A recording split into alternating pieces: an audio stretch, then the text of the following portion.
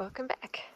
You may recognise I'm back home in my garden where I came out last night only to discover, since being away, the wallabies or deer or other animals have come along and sadly, in our absence, eaten quite a lot of my plants. So this lemon tree should have leaves on it, and it should have lemons. This lime should have leaves, and it was covered in limes, and now I have hardly any. They've completely destroyed this navel orange, and similarly plants like this hydrangea and this plant here, where you can possibly see they've even snapped off quite a lot of these larger stems in their desperation to munch the leaves off. So I have decided I've had enough. It's nice to have animals in the garden, but my garden is too precious to me, and they've got plenty of other space outside the perimeter where they can eat whatever they like.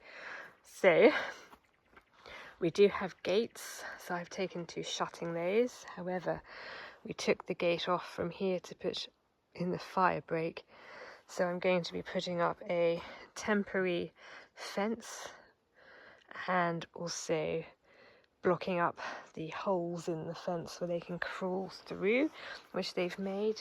So for example, down here, and they did also attack the 2 new fruit trees in the orchard, so I'm going to be crafting new modified cages to go around those. I possibly won't get around to all of that today because I have spent most of the morning unpacking, and I've just had lunch, and we're approaching the shortest day of the year, which means that I don't have many hours of daylight left, but I've got tomorrow as well, so I will do what I can to try and spare my garden. I do also have a load of new plants, as I was inspired by the Chelsea flower show to start taking elements of the garden forward. These aren't all for the flower beds. I've got other things in mind for those, which I can talk about another time. So for these reasons, I've got other plants coming which I know they're going to want to eat.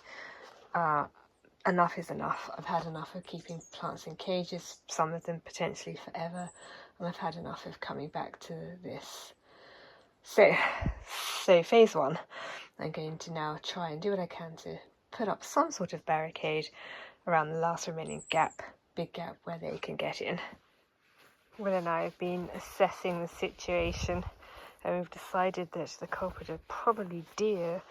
I don't know if you can sort of see how sort of pock-marked this lawn is. It has been raining, and then there's a few telltale signs like this. This is not the remains of a wallaby or a kangaroo. The alternative is that it could be a goat. Maybe some goats got through. Our neighbour does farm goats, so that is our alternative. Suffice it to say, be it goats or deer or wallabies or all of them or none of them, I've had enough. So here is my temporary fence. I'll do something a bit better about it another time. If it is deer, I am well aware of the fact that they could jump these fences. They are quite good at jumping, but I hope that us being back at least will also deter them from wanting to infiltrate the garden. I have snipped off the bits that have been snapped on the various plants, and in other areas of the fence line where there were those little notches the wallabies crawled under, I have placed boulders. So I'm hoping that at least, whilst I may revise this and let the animals back in at some point, at least whilst these plants that have been affected are recovering, I want to try and keep the wildlife out of the formal garden to give the plants a fighting chance of surviving this ordeal. I will keep you updated, and there'll be more work to do in the garden probably tomorrow and ongoing. As I say, I've got some plants over there which I want to put out, and my hose pipe this side fell off the wall, so I need to fix that. But that aside, I'll get a better look when I'm able to get my hands more fully on the garden and get a closer look at some point tomorrow or throughout the week. Well, it's a shame about the garden and the plants. However, I have cheered myself up by decorating the house for midwinter, which is rapidly approaching. Late June, the winter solstice, and we take it as an opportunity to sort of have a mini second Christmas, although we don't exchange presents, but we do decorate the house as if we were in the northern hemisphere, where at this time of year in December it's all dark and gloomy and cold and miserable, and hence why people bring in greenery and lights and try to make merry as best they can until the days start getting longer again. So whilst it may be the middle of June, it is nevertheless still here in the southern hemisphere the middle of winter. So I've had great fun putting this together, and it is very, very cheerful. And if you're interested, here's what it looks like at night.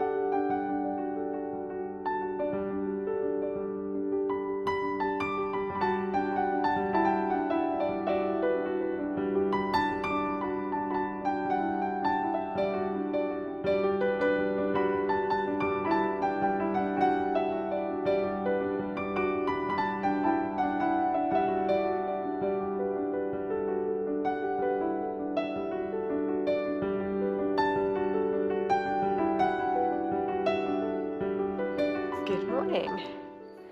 I have spent the last week tending to the flower beds after they were destroyed by wildlife. I've gone round and I've dealt with plants which are struggling. I've trimmed some back. I have done a lot of weeding, and yesterday I manured them all. So this is how we're looking today. A little bit nicer than when we got home from the UK last week. And I've done this because, you may remember, actually whilst we were in the UK, I placed an order for a whole load of plants, and I am now in a position where I'm going to be starting to plant them out. I've had them out acclimatising for a while, because they come in the post and they're probably coming from somewhere with a slightly different climate. So to begin with, I just had them up on the table there just to get them used to here, and then I've brought them down onto the ground here while they're able to get a little bit more sunlight and hopefully a bit settled in. It has been quite chilly here, so I wanted to ease them in gradually. What I'm going to do now is separate them out into the various places they are ultimately going to go. They're not all for one bed, they're for various parts of the garden, not all of which is actually the formal garden. This one, for example, is going down to the wood store hedge, and a couple of them are going in the area I call the roundabout, which is just there. So I'm going to divide them up now, and then I'll catch up with you in a bit. Well, the first one to go out is this plant here, which is, if you can see, Osmanthus heterophyllus purpureus. This is an evergreen, and as you may know, all of the plants along the wood store forming this hedge are evergreen. That's the pointer, and they're supposed to eventually disguise this wall all year round. And like many of the other plants that have been planted here, this one produces lovely flowers. It's got a nice perfume, and it's very, very tough and hardy, as all of them should be. However, not all of them over the years have made it, hence I've got a gap here, and this plant will be perfect to fill that gap. I do like it that they're all varied, they've all got different types of interest, different types of coloured flowers, flower at different years, time of the year. You may be able to see, for example, this one here is already in flower in winter. And what I also like about them is they've all got different leaf textures and different habits, so it should be quite a nice mixed hedge going on here once we start getting it more established. And to be perfectly fair, the plants are kind of doing all right at the moment, so that's good to see. Hopefully this one will grow and fill the space and be a wonderful addition to the wood store hedge. That's that planted, and I've just moved around to the area which I refer to as the roundabout, and that's because there's a track which goes up there where we can take our vehicles, and this little footpath which goes down to the wood store, and that's the snake shed. And this is where I'm going to start planting out some more interesting plants. I mean, some of them here are quite nice. These are, I guess, native plants. I don't really know. A lot of grass. Actually, I am adding another grass. I'm a big fan of grass, but this one's got a very nice summer habit of beautiful, beautiful flowers, grassy flowers waving around, so that'd be nice. And this is an eryngium, which is one of those sort of thistle-like, blue thistle-like plants, which itself won't get very big, but the flower heads can get up to about 1 metre tall. Both of these plants like very poor soil and they like full sun, and this is the definition here of poor soil. It's basically rocky clay.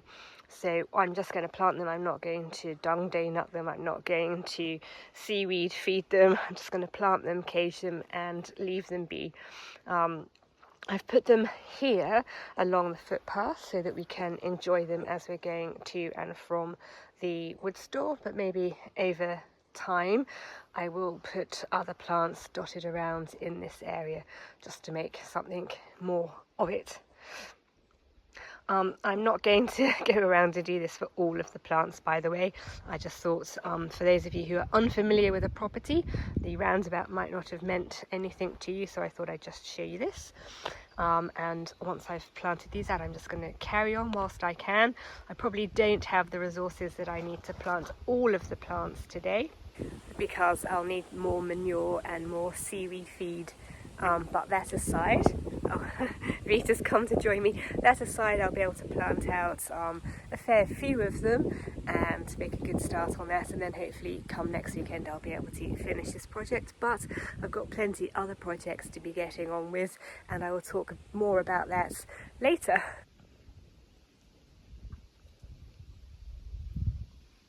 You alright, little monkey?